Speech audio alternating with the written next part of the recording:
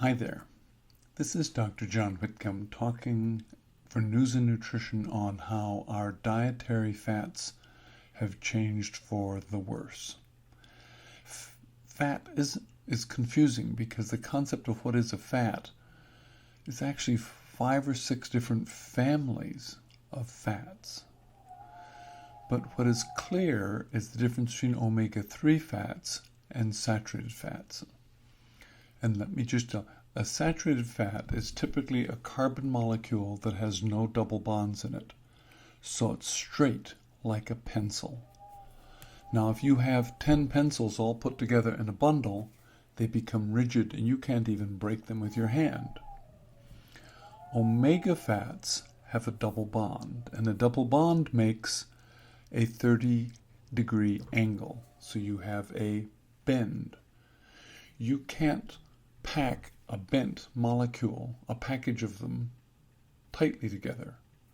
So, bacon fat is solid at room temperature, but olive oil, one double bond, is liquid.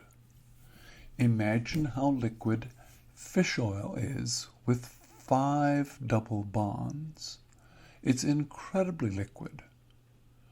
Now, animals that eat only wild-caught things or plants get a small amount of omega-3 fatty acids from the green grass or green algae or green plants they eat. And as a consequence, their fat has omega-3 fatty acids in it. So hunter-gatherers who are eating mammals who are on land will find that deer and elk and bison, their fat is 6 to 8% omega-3 fatty acid. Same thing with a cow. If it's raised only on grass to the last minute, never fed corn and beans. Corn and beans floods their mitochondria just like grains flood our mitochondria and force them to make saturated fat, which they store in all sorts of crazy places, just like we do. And their meat gets marbled and delicious and fatty, and we like that taste. We don't like deer. Deer is too dry, so the butcher adds bacon fat to it, saturated fat. So when you flood your mitochondria with too many calories too quickly from grains, you will make saturated fat. So hunter-gatherers used to get animals that had omega-3 fatty acids, and deer hunters today still get it. Turkey hunters do too, if they don't eat bacon with it. The other change is omega-6 fatty acids. Omega-6 fatty acids are a little different than omega-3s because they start the double bond sequence 3 amino acids later. Instead of at 3, they start at 6. So they have one less double bond. And they are the precursors for inflammatory eicosanoids.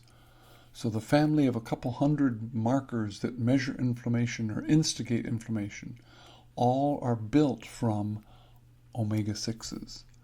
We never had omega-6s in our food chain, ever. Unless we ate a little bit of olive. There's some olives here and there and some grain.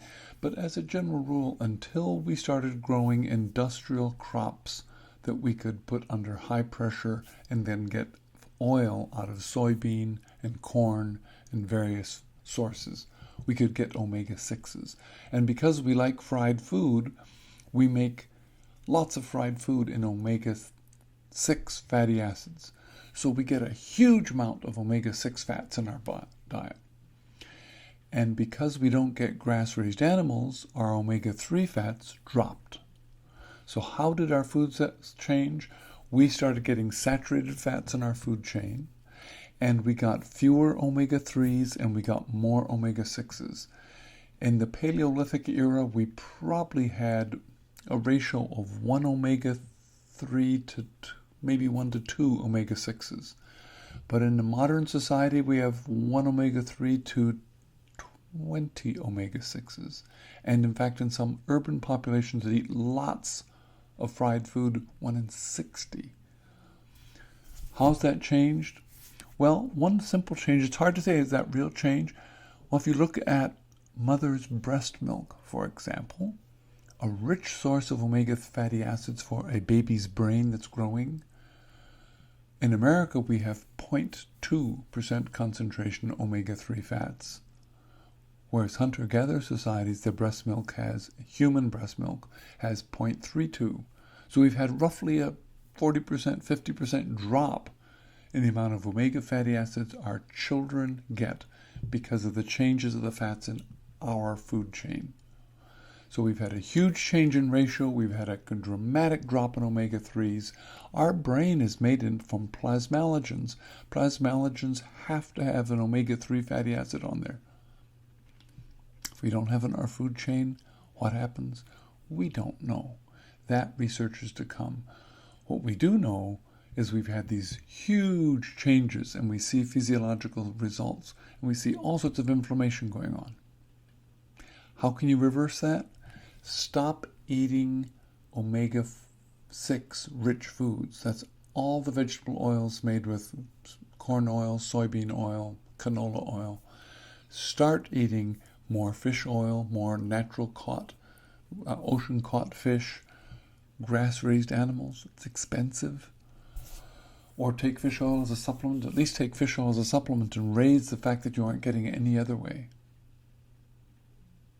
Isn't that interesting? So I try to buy occasional, grass-raised beef. But oftentimes, if you ask carefully, they say, oh yeah, it's raised in grass all its life. But in the last 6 weeks, did they feed them corn and beans? And look at the meat. If it's got marbling in it, they did. Okay? Those are the changes you can make.